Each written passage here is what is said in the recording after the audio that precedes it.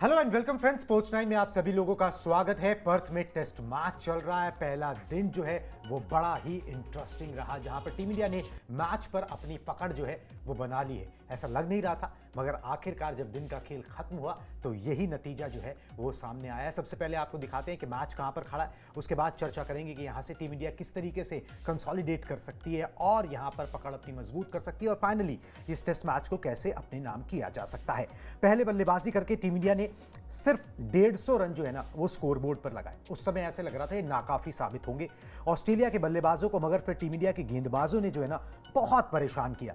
पहले दिन का खेल खत्म होने तक हालात ये थे कि ऑस्ट्रेलिया का स्कोर था 67 फॉर 7 और वो इंडिया के खिलाफ अपने सबसे कम स्कोर पर आउट हो सकते हैं। इससे पहले वो 83 पर आउट हुए थे, अब उससे कम पर भी बंडल आउट वो हो सकते हैं।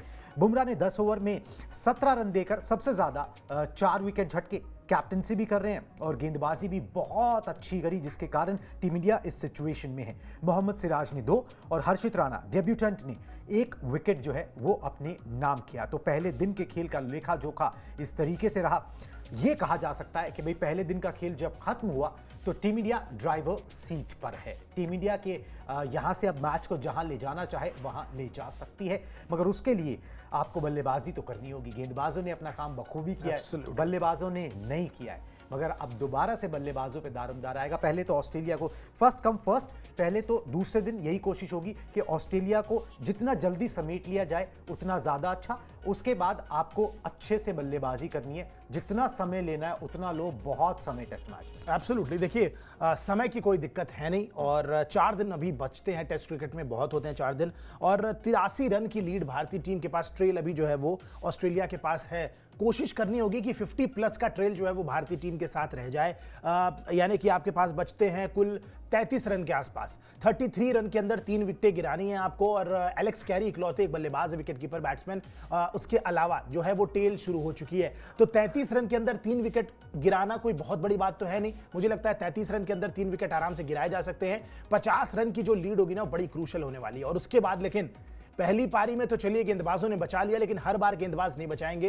150 रन से काम नहीं चलने वाला है। कम से कम भारतीय टीम को 250 रन सेकंड इनिंग में बनाने का टारगेट करना चाहिए। 250 रन अगर बन जाते हैं, अब फिर चाहे वो सबके 30, 35, 40 रन के कंट्रीब्यूशन से आए या किसी एक ही बल्लेबाज के शतकीय पारी की वजह से आ जाए, जैसे भी आए, लेकिन 250 का आंकड़ा टीम इंडिया को छूना पड़ेगा।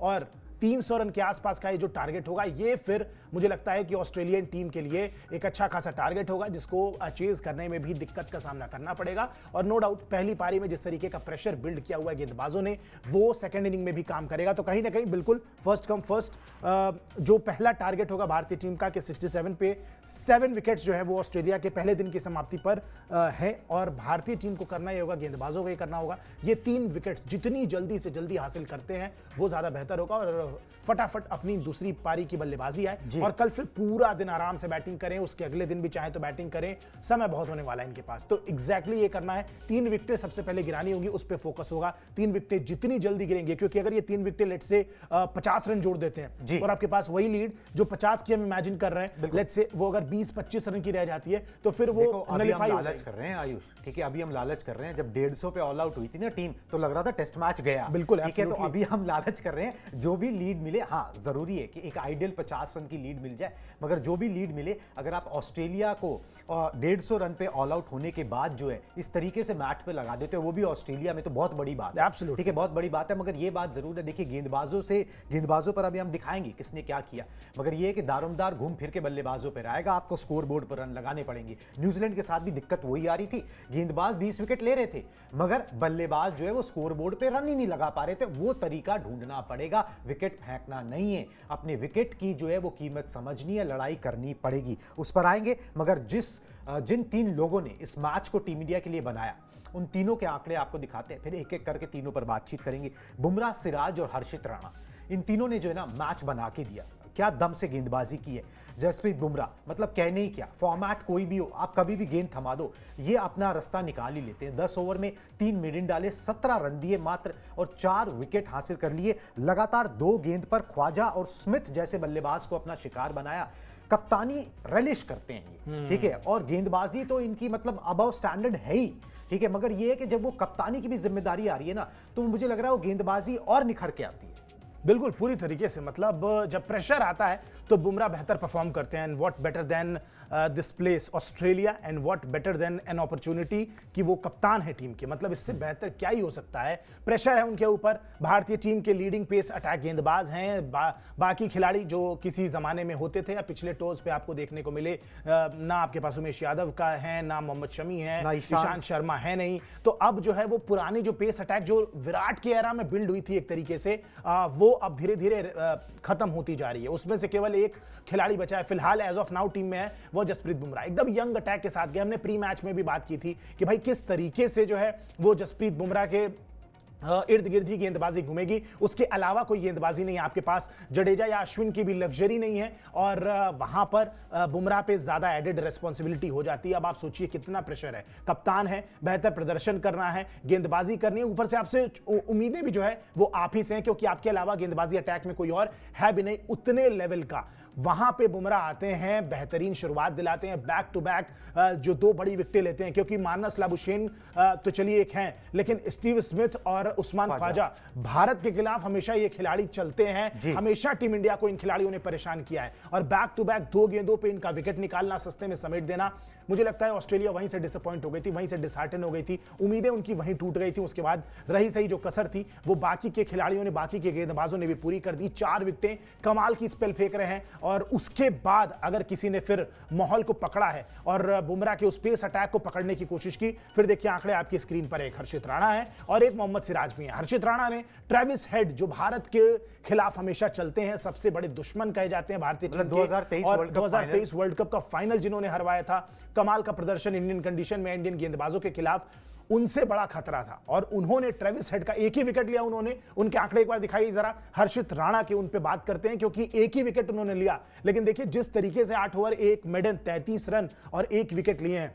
आप रनों पे मत जाइए, ओवर्स पे मत जाइए, मेडल्स पे मत जाइए, जो 1 विकेट उन्होंने लिया है ट्रेविस हेड का, जिस तरीके से, और वो एटीट्यूड एग्जैक्टली, मतलब एटीट्यूड डरावा नहीं था। पहली गेंद पे चौका खाया, मतलब ऐसा नहीं कि मैं ऑस्ट्रेलिया में पहली बार बल्लेबाजी कर रहा हूं, मैं टेस्ट डेब्यू कर रहा हूं तो मैं डरा हुआ हूं, नर्वस बिल्कुल नहीं लगे, ठीक है, कॉन्फिडेंट। और जिस तरीके से बल्लेबाज को अप्रोच कर रहे हैं, जो एग्रेशन दिख रहा है ना, वो दिखाता है कि भाई कॉन्फिडेंस पूरा है इस खिलाड़ी। इसीलिए जैसे आउट किया तो पूरा एक मतलब स्टेटमेंट देना होता है ना अपनी गेंद से, वो कहीं ना कहीं देते नजर आए। जिस तरीके से बोल्ड मारा, वो अग्रेशन, और उसके बाद पूरी भारतीय टीम चढ़ी हुई है। तो कहीं ना कहीं ऑस्ट्रेलिया के पास जो बहुत बड़ा एक एडवांटेज था इस पूरी सीरीज में, एक मोमेंटम बनाने का, एक पारी बेहतरीन खेलनी थी उनको, यही पारी। अगर ये पारी वो बेहतर खेल जाते, भारतीय टीम थोड़ा सा डाउन एंड आउट होती, और उसके बाद हम क्या देखते कि भाई पूरी सीरीज में वो मोमेंटम कैरी फॉरवर्ड होता ऑस्ट्रेलियन टीम की तरफ से। लेकिन यहीं पे भारतीय गेंदबाजों ने फिर से एक बार, हर बार की तरह कमबैक कराया है और कमाल की गेंदबाजी की है। उसके बाद सिराज ने भी बेहतरीन गेंदबाजी की और सिराज के फिगर्स भी कमाल के रहे। मतलब इनिशियली उनको वो विकेट नहीं मिल पाई, बुमराह के साथ सपोर्टिंग रोल में थे,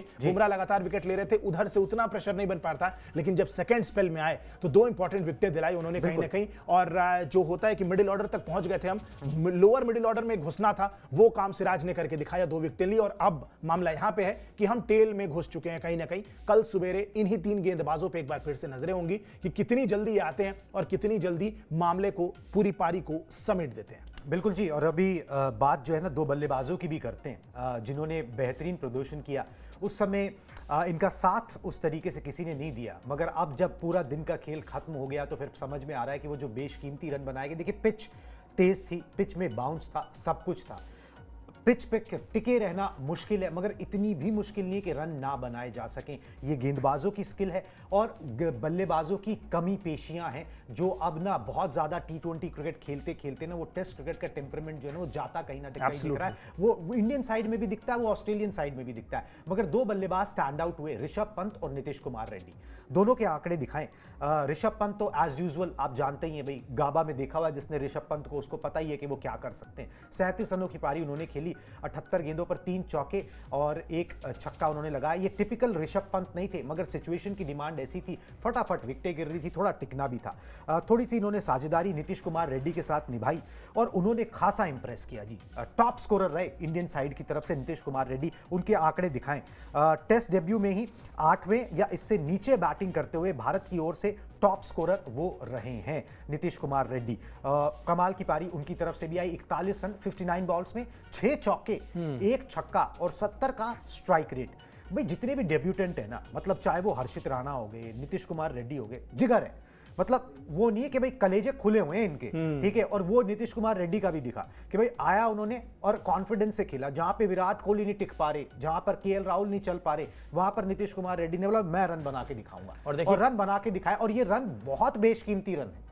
150 पे अगर टीम सिमट रही है और 41 रन एक खिलाड़ी अकेले बनाता है, वो भी डेब्यूटेंट, इससे पता चलता है कितना बड़ा कैरेक्टर है इस खिलाड़ी का, किस तरीके का खिलाड़ी है और कमाल की परफॉर्मेंस। मतलब जिस तरीके से वो अपर कट लगाया, जिस तरीके से अग्रेसिव खेल रहे थे, सारे गेंदबाजों को टेक ऑन कर रहे थे। और सबसे इंपॉर्टेंट जो टेलेंडर्स हैं उनके साथ बल्लेबाजी करना एक अलग स्किल होता है जो बहुत कम बल्लेबाजों में होता है। बड़े कंफर्टेबल नजर आए टेलेंडर्स के साथ साथ। लगातार विकेट गिर रहे थे लेकिन एक छोर संभाले रखा, जितने भी इंपॉर्टेंट रन बनाए। और पहले लग रहा था कि हाँ ठीक है 41 रन बनाए, डिसेंट पारी थी, लेकिन मैच के कॉन्टेक्स्ट में कितने इंपॉर्टेंट थे आप सोच के देखिए। सामने वाली टीम लगी हुई है, 7 विकेटें गिर चुकी हैं 60s में, 67 पे इनफैक्ट, और भारतीय टीम जो है वो केवल 150 रन बनाती है। उसमें से अगर एक डेब्यूटेंट 41 रन बनाता है, वो भी मात्र 59 गेंदों में, आप सोच के देखिए कितनी इंपॉर्टेंट पारी है।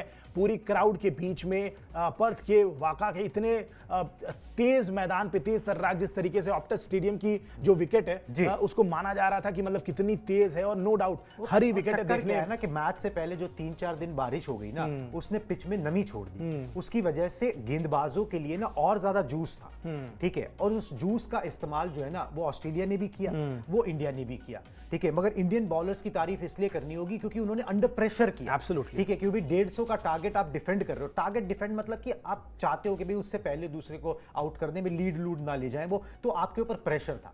मगर ऑस्ट्रेलिया के ऊपर उस तरीके का प्रेशर नहीं था। मगर वहां पर नीतीश कुमार रेड्डी ने जो परफॉर्मेंस दी कमाल थी। और ये गेंदबाजी में भी रब होगा, अभी गेंदबाजी उनको दी नहीं गई है, ठीक है। अभी गेंदबाजी अगर दी जाएगी, जो दी ही जाएगी, नौबत ना ही पड़े, क्योंकि सेकंड डे आप फ्रेश जसप्रीत बुमराह आएंगे तो फटाफट ये 3 विकेट निपटा के, हो सकता है कि भाई अभी तो जरूरत ना ही पड़े, मगर जब भी गेंदबाजी आएगी, ये जो रन बनाए हैं उसका जो कॉन्फिडेंस है ना वो वहां पर भी रब होगा। नीतीश कुमार रेड्डी ने एक बयान दिया, ठीक है, कि भाई उनको गुरु मंत्र दिया किसने, कौन देगा, कोच देगा। गंभीर ने दिया। बोला क्या, मैं गौतम गंभीर सर से बात कर रहा था, उन्होंने मुझसे कहा कि कोई भी बाउंसर आए उसको कंधे से ऊपर खेलना, ऐसी गेंद को अपने देश के लिए गोली की तरह शरीर पर ले लेना, ये बेस्ट बात थी। मतलब उन्होंने साफ बोल दिया कि भैया खड़े रहना, चाहे गोली खा लेना मगर खड़े रहना, ठीक है। और बोले कि बस उसके बाद तो मैं बिल्कुल सरहद पे खड़ा सिपाही बन गया, मतलब बिल्कुल बिल्कुल। और उस तरीके से वो जो एक कंधे के ऊपर की गेंद को खेलने की बात हुई, जिस तरीके से अपर कट मारा, वो तो बिल्कुल वो इनके जो स्टेटमेंट है उससे बिल्कुल एप्ट बैठती है। और जिस तरीके की, जिस पेस पे वो गेंद आई थी, कमाल की बाउंसर करना यही होता है आयुष। इस स्टेज के ऊपर ना रवि शास्त्री ने क्या किया था, रवि शास्त्री ने आके कोई विराट कोहली को बल्लेबाजी तो सिखा नहीं दी, बिल्कुल, ठीक है। कोई यहाँ पर जसप्रीत बुमराह को गेंदबाजी उन्होंने सिखा नहीं दी। आपको मोटिवेट करना होता है, आपको इंस्पायर करना होता है, आपको मैन मैनेजमेंट करना होता है, आपको ऐसे शब्द बोलने होते हैं कि भाई दूसरा बंदा जो है ना जोश से भर जाए। स्किल तो उसमें है ही, अगर स्किल ना होती तो यहां तक का रास्ता तय कैसे, बिल्कुल नहीं करता, ठीक है। तो अगर उसमें स्किल है तो आपको मोटिवेट करना होता है। गौतम गंभीर वही कर रहे हैं। जो लोग सोचते हैं कि भाई उनका स्वभाव गर्म है, गुस्सा करते होंगे, ये करते होंगे, वो करते होंगे, ऐसी कोई खबरें आई नहीं है। वो मोटिवेट करते हैं, इंस्पायर करते हैं, उनका तरीका अलग है, थोड़ा संजीदा तरीका है। वो दोस्तों यारों की तरह जिस तरीके से रवि शास्त्री करते हैं, प्रॉब्ली उस तरीके से नहीं करते। हर बंदे का तरीका अपना अलग होता है। मगर ये है कि हाँ, अच्छा काम कर रहे हैं। यंगस्टर्स ने जो किया, जो हर्षित राणा ने किया, जो नीतीश कुमार रेड्डी ने किया, ये दिखाता है कि भाई उनके अंदर कॉन्फिडेंस भरा जा रहा है, वो इंजेक्शन दिया जा रहा है जोश का, कि भाई आप जाओ और कर दो देश के लिए काम, ठीक है। कोई मत सोचो कि कौन सामने खड़ा है, नहीं खड़ा है, अपना काम करो जो तुम्हें दिया गया। गेंदें ऐसी आएंगी और उसको तुमको इस तरीके से हैंडल करना है। वो नीतीश कुमार रेड्डी ने यहां करके दिखाया। और एक सीख भी मिल गई जो बड़े एस्टैब्लिश्ड प्लेयर्स हैं उनको भी, कि भाई आपको भी ना डू और डाई की तरह लेना मैचेस को। बिल्कुल, अगर आप ये डू और डाई की तरह इस सिचुएशन को लोगे तभी आप WTC का फाइनल खेल रहे हो। देखिए एक और बहुत बेहतरीन पॉइंट आपने अब उठाई दिया है, मेरे भी ध्यान से स्लिप हो रहा था कहीं ना कहीं। देखिए जिस तरीके से भारतीय बल्लेबाजों ने पहली पारी में बल्लेबाजी की है, बहुत ज्यादा डिफेंसिव नजर आए। मतलब वो बहुत कॉन्शियस नजर आए कि इस गेंद को यहीं पे खेलना है, बाहर की बॉल को छोड़ ही देना है, सामने वाली गेंद को प्लेड ही करना है। आपने ना रन बनाने का इंटेंट थोड़ा सा दिखाया नहीं। अगर मुझे लगता है कि जो टॉप ऑर्डर के बल्लेबाज थे, फिर वो आपको दिखाना पड़ेगा। बिल्कुल, आप ऐसा नहीं है कि इस पिच पे 2 दिन बल्लेबाजी कर जाओगे। ऐसी एग्जैक्टली ऐसी विकेट है नहीं है पर्थ की कि आप यहाँ पे बहुत ज्यादा 200, 250, 300 गेंदें खेल पाओगे एज अ बैट्समैन। आप हार्डली 100 से 150 गेंदें अगर आप खेल जाते हो बहुत है। आपको रन बनाने के लिए जाना होगा, रन आप बनाते रहोगे तो कहीं ना कहीं एक गेंद आएगी, आपका विकेट लेके जाएगी। लेकिन कोशिश ये करो कि जब वो विकेट आपकी गिरे उसके पहले आपने अपना काम कर दिया हो। और यहाँ पे एग्जैक्टली स्टार्टिंग में भी यही बात हो रही थी कि भाई जिस तरीके से विकेट है, जिस तरीके से मैच चल रहा है, विराट कोहली या किसी भी सीनियर सीनियर खिलाड़ी से शतक की उम्मीद नहीं कर रहे हैं। शतक चलिए ज्यादा हो जाएगा, लेकिन अगर 50, 60, 70s जो मारते हैं ना, हाँ, अगर वो भी कंट्रोल्ड वे में एग्जैक्टली कंट्रोल्ड वे में, ताकि जो दूसरे लोग हैं उनको भी कॉन्फिडेंस मिले। एब्सोल्युटली वो, क्योंकि देखिए विराट कोहली किस तरीके से इस मैदान पे खेलेंगे दुनिया देख रही है। सबसे इंपॉर्टेंटली ड्रेसिंग रूम में आपके वो यंग लॉट पूरा देख रहा है कि हमारे जो सबसे सीनियर खिलाड़ी हैं जो इतना दौरा यहां पे कर चुके हैं, वो किस तरीके से इन गेंदों को अप्रोच कर रहे हैं, वो किस तरीके से अपनी क्या टेक्निक्स का इस्तेमाल कर रहे हैं, उनको उनके लिए गेंद कितनी स्विंग कर रही है, कैसे टैकल कर रहे हैं। अगर विराट कोहली को बहुत ज्यादा एक्स्ट्राऑर्डिनरी लगती है गेंदबाजियां कि यार जिस तरीके से गेंद आ रही है बहुत टफ लग रही है, तो फिर अंदर बैठा हुआ बल्लेबाज तो अपने आप उसके पैर कांपने लगेंगे और पिच पे आने से पहले ही वो घबराया रहेगा पूरी तरीके से। तो ये चीज कहीं ना कहीं विराट कोहली को थोड़ी समझनी होगी as a senior player. In fact KL Rahul, Rishabh Pant, ये जो सीनियर खिलाड़ी हैं जो 1-2 दौरा कर चुके हैं इसके पहले ऑस्ट्रेलिया का, उनको दिखाना होगा किस तरीके से खेलना है। और थोड़ा सा भी अगर कंट्रोल में, कॉन्फिडेंस में नई शतक 50s भी बना देते हैं ना, अर्धशतक तक भी पहुंच जाते हैं ये खिलाड़ी अपने अपने लेवल पे, तो बहुत हो जाएगा भारतीय टीम के लिए। इतना इनफ होगा कि मुकाबला at the end of the day Bharat के पक्ष में आ जाए और आपको अंत में यही रिजल्ट चाहिए। फिर चाहे कोई शतक बनाए, कोई 5 विकेट ले या ना ले, उससे फर्क नहीं पड़ता, मैच आप जीत रहे हैं। जरूरत से ज्यादा ना, कई बार ना सोचना, जरूरत से ज्यादा प्लान करना भी ना आपका ना पतन का कारण बन जाता है। बिल्कुल, विराट कोहली के साथ कुछ ऐसा ही हुआ है। ठीक है, कैसे हुआ है और किसने ये पॉइंट आउट किया है, आपको पूरी खबर बताते हैं, उसके बाद इस पर चर्चा करेंगे कि विराट कोहली, उनका जो खराब पैच है वो किस तरीके से खत्म होगा। भाई पर्थ में 5 रन बनाकर विराट कोहली आउट हो गए। क्रीज से आगे निकलकर जो है ना वो बल्लेबाजी कर रहे थे। स्विंग को काउंटर करने का ये एक तरीके से प्लान था जो इंग्लैंड में आप देखते हैं यूजुअली प्लेयर्स करते हैं कि भाई वो क्रीज से बाहर आ जाते हैं ताकि स्विंग को काउंटर किया जा सके। अब यहाँ पर कंडीशन वैसी, तो विराट कोहली वैसे ही कर रहे थे, मगर इंग्लैंड में बाउंस उतना नहीं होता। ठीक है, यहाँ पे बाउंस होता है। तो फिर पुजारा कमेंट्री कर रहे थे। पुजारा ने बोला कि ऑस्ट्रेलिया में क्रीज से बाहर निकलना गलती है, और पुजारा ने रन बनाए हुए हैं ऑस्ट्रेलिया में, गेंदें खेली हुई हैं सबसे इंपॉर्टेंटली। ठीक है, और उन्होंने बोला कि और खास तौर पर पर्थ में बाउंस की वजह से ना ये रणनीति खराब थी। आपको अंदर खेलना चाहिए, आपको ड्राइव लगाने का शौक है, आपको बॉल को अपने पास आने देना चाहिए। एग्जैक्टली हुआ क्या कि भाई एक बॉल थोड़ी सी राइज कर गई, आप जो क्रीज से बाहर थे आप उसको मैनेज नहीं कर पाए, वो सीधा स्लिप्स में कैच थमा बैठे। आप ऊपर खेलने के लिए रेडी थे, गेंद आपके चेस्ट हाइट तक आ गई, आप उस बाउंस को समझ नहीं पाए। भाई और देखो सीधी सी बात है, नीतीश कुमार रेड्डी ने क्या किया? नीतीश कुमार रेड्डी ने वही किया जो वो आईपीएल की फ्रेंचाइजी में करते हैं, जो वो डोमेस्टिक क्रिकेट में करते हैं। आप क्यों कुछ अलग करने की सोच? बिल्कुल, आपने यहाँ पे 6-6 शतक लगाए हुए हैं, टेस्ट शतक, आप वही करो जो करते आ रहे हो और कॉन्फिडेंस से करो ना, तो फिर क्या ही बात है। ये पॉइंट जो है चेतेश्वर पुजारा ने ठीक पॉइंट आउट किया कि भाई इस तरीके की रणनीतियां जो है ना वो कई बार ना आपके ऊपर ही गिरती है, औंधे मुंह गिरती है, ज्यादा चालाकी ठीक नहीं होती। बिल्कुल, और यही चीज हुई कहीं ना कहीं। हालांकि देखिए कोहली की भी एक अपनी टेक्निक, जॉश हेजलवुड ने 10वीं बार आउट किया, बार बार परेशान करते हैं, वही थोड़ी सी अंदर आती गेंद। अच्छा, उसी अंदर आती गेंद को थोड़ा सा टैकल करने के लिए स्विंग को आगे से खेलना शुरू किया था, एकदम से उन्होंने लेंथ पीछे खींच ली, और लेंथ पीछे खींचते ही जो बाहर की बॉल थी जो इस हाइट पे आई, वो एकदम से वो ड्राइव के लिए गए थे, और एकदम से जब शॉर्ट बॉल आ जाती है आप रेडी होते नहीं है, तो आपने इसीलिए। और देखिए मतलब अब इसमें क्या कंपेयर करें, विराट कोहली ने भी रन बनाए, चेतेश्वर पुजारा ने भी रन बनाए हैं, और पुजारा ने तो इनफैक्ट 800 समथिंग, ऑलमोस्ट 900 बॉल्स जो है वो पूरी सीरीज में खेली थी, बहुत बड़ी बात है। पिछली सीरीज की बात करें, 4 टेस्ट मैचों में 900 गेंदें खेलना बहुत बड़ी बात है। वहां पे पुजारा का क्या होता है कि पुजारा वेट करते हैं, गेंद को आने देते हैं। ग्राफिक्स भी दिखा दे। बिल्कुल, विराट जो है वो कहीं ना कहीं बहुत आगे बढ़ के खेलना चाहते हैं, फ्रंट फुट पे ज्यादा खेलना चाहते हैं, वो उनकी टेक्निक है। लेकिन पुजारा जो है वो वापस आना चाहते हैं, मतलब क्रीज में खड़े रह के खेलना चाहते हैं। वो चाहते हैं कि गेंद जो है वो उन तक आए, और गेंद अगर उनके पास आती है तब वो फाइनली, मतलब अगर उस पर डिफेंस करना है तो डिफेंस करते हैं, खड़े खड़े बॉडी के बिल्कुल करीब खेलते हैं पुजारा। ये उनकी बेसिक टेक्निक रही है। हालांकि देखिए ज्यादा क्वेश्चन नहीं करना चाहिए, विराट कोहली जो है वो इसी टेक्निक से सक्सेसफुल रहे हैं, और बस उस टेक्निक पे भरोसा रखे ना, फिर क्रीज के अंदर बार होने के एग्जैक्टली कॉन्फिडेंट नजर आई है। देखिए नीतीश कुमार रेड्डी जब तक खेले कॉन्फिडेंट नजर आए, ऋषभ पंत जब तक खेले कॉन्फिडेंट नजर आए, फिर चाहे गेंद आड़ा तिरछा एज भी लग रही थी तो उन पे फर्क नहीं पड़ रहा था। वो कॉन्फिडेंस विराट की बॉडी लैंग्वेज में आगे जो है ना वो जीत है। एग्जैक्टली, वो जो विराट की फॉर्म जो है वो फॉर्म खराब नहीं है, वो बस ये है कि बस वो टेम्परामेंट, वो मेंटल मेकअप, फील्डिंग में तो देखिए नजर आ रहे हैं, फील्डिंग में तो अब वो चीज नजर आएगी। अगर आप रन नहीं बना रहे तो वो हर जगह रन ऑन करेगा। ठीक है, वो फिर फील्डिंग में भी कैच भी छूट गया आज उनसे, लाबुशैन का। हालांकि चलो भाई इतना ज्यादा उसका हरजाना नहीं भुगतना पड़ा, मगर छूटा तो सही, पकड़ लिया था, फिर हाथ से एकदम से निकल गया। चलिए जी, अब विराट कोहली तो हो गए, अब उन पर दोबारा नजर रहेगी कि अब वो क्या करते हैं। देखिए अभी बहुत पारियां है, और ये विराट कोहली के लिए भी ना अब करियर किस तरीके से एंड होगा ये डिफाइन करेगी ये सीरीज, ठीक है। Absolutely. ये बहुत इंपॉर्टेंट है विराट के लिए। केएल राहुल के ऊपर बात करते हैं, थोड़ा सा विवाद उनके आउट होने पर हुआ है। पहले पूरी बात बता देते हैं आपको किस तरीके से विवाद है। मिचेल स्टार्क की गेंद थी, राहुल ने डिफेंड किया, ऑस्ट्रेलिया गेंदबाजों ने और उनके विकेट कीपर ने कैच की अपील की, जो मैदानी अंपायर था उसने नॉट आउट दे दिया, तो उन्होंने रिव्यू लिया, थर्ड अंपायर ने आउट बता दिया। अब हुआ क्या, इसके अंदर विवाद क्या है? विवाद ये है कि जो बैक कैमरा है, बैक कैमरा एंगल से बैट और बॉल के बीच में गैप नजर आ रहा है और स्निकोमीटर जो है वो हरकत दिखा रहा है। तो अब इस बेसिस के ऊपर अगर आप कन्विंस नहीं हो, benefit of the doubt always goes to the batsman, Exactly. Not to the bowler. अगर ये डाउट था, ठीक है, तो फिर उसको आउट दे कैसे दिया गया? सिर्फ स्निकोमीटर की आवाज की वजह से। उस स्निकोमीटर की आवाज कहीं और से भी हो सकती है, किसी और से भी हो सकती है, पैड से पैड टकराने की भी हो सकती है, गेंद पैड से टकराई उससे भी हो सकती है, क्योंकि बैक कैमरा एंगल के अंदर ये दिख रहा है कि बैट और बॉल के बीच में गैप था। तो इस कारण से जो है ये थोड़ा सा विवाद हुआ। सोशल मीडिया पर लोग जो है नाराज तुरंत हो ही जाते हैं, हो गए। और केएल राहुल भी थोड़े से डिसअपॉइंटेड से जो है वापस गए। मेहनत कर ली थी उन्होंने, 26 रन अगर आप देखोगे स्कोर बोर्ड पे लगाए, मगर मेहनत कर ली थी, बॉल्स खेल ली थी।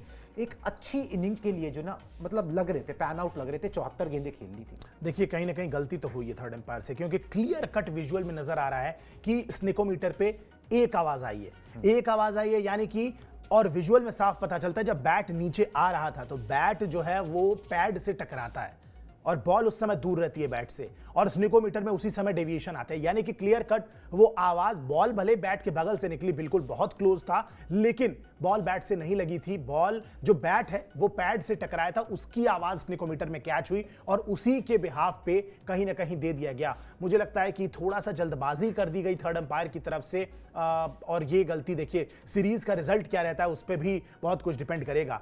फिलहाल तो ये गलती उतनी बड़ी नहीं लग रही है, छोटी गलती नजर आती है, लेकिन खुदा ना खास्ता अगर भारतीय टीम ये टेस्ट मैच हार जाती है, वो भी 5, 7, 10 रनों से, क्योंकि जिस तरीके का मैच चल रहा है, बहुत क्लोज मैच चल रहा है, तो अगर हार भी होती है जो भी 5, 7, 10 रनों से, जितने भी रन से, अगर ये क्लोज मैच हारते हैं हम, तो उसके बाद ये विवाद का जो इंपैक्ट है वो बहुत ज्यादा और बढ़ते नजर आएगा कि अगर शायद केएल राहुल रह जाते क्रीज पे तो आज भारतीय टीम की स्थिति नहीं होती, 150 पे ऑल आउट नहीं होती टीम, 200, 250 तो एटलीस्ट बना सकती थी। अगर केएल राहुल 50 रन और 25, 30, 40 रन और जोड़ पाते तो कहीं ना कहीं इस एज ऑफ नाउ इसका इंपैक्ट उतना बड़ा नहीं लग रहा है। क्यों? क्योंकि गेंदबाजों ने कमबैक करा दिया है, वरना केएल राहुल का ये जो गलत आउट है, और देखिए इंडिया ऑस्ट्रेलिया सीरीज में हमारा इतिहास बड़ा खराब रहा है, हमें बहुत ज्यादा खराब कप्तान अंपायरिंग का जो है वो भुगतना पड़ा है, हमें डिसीजंस हमारे अगेंस्ट ही रहे हैं, अक्सर हमने देखा है। फिर चाहे 2008 वाली सीरीज की आप बात कर लीजिए, उसके बाद की सीरीजों की, तो यहां पे ऑस्ट्रेलिया में इस तरीके की चीजें हुई हैं। ये पहला चांस था इस सीरीज में, पहला ही दिन था टेस्ट मैच का इस सीरीज का, और वहीं पे पहले दिन भारतीय टीम के अगेंस्ट एक बहुत बड़ा फैसला चला गया है। अब इंटरेस्टिंग होगा देखना आगे सीरीज में किस तरीके के फैसले होते हैं और क्या वो भारत के पक्ष में जाते हैं या नहीं, क्योंकि केएल राहुल का डिसीजन तो बिल्कुल भारतीय टीम के लिए सही नहीं था। बिल्कुल जी, फिलहाल इसका इतना बड़ा इंपैक्ट नहीं हुआ जैसे आयुष ने समझाया, मगर इस टेस्ट मैच पर हमारी नजर रहेगी और हम आपको अपडेटेड और इन्फॉर्म्ड रखते रहेंगे। उसके लिए आप स्पोर्ट्स 9 को सब्सक्राइब कर लीजिए। अभी मुझे और आयुष को दीजिए इजाजत, टाटा बाय बाय।